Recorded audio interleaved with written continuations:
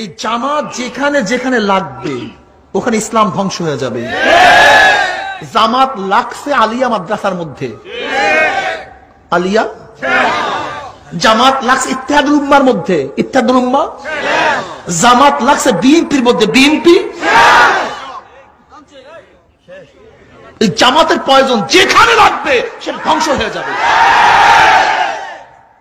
যেখানে লাগুক ধ্বংস হয়ে যাবে।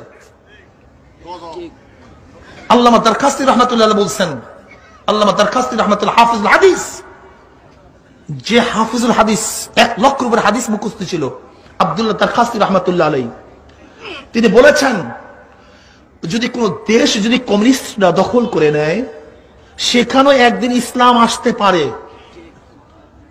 কিন্তু আল্লাহ না করুক কোন দেশ যদি জামাত দখল করে ফেলে কিয়ামতের আগ পর্যন্ত আর কোনদিন সেখানে ইসলাম আসবে না।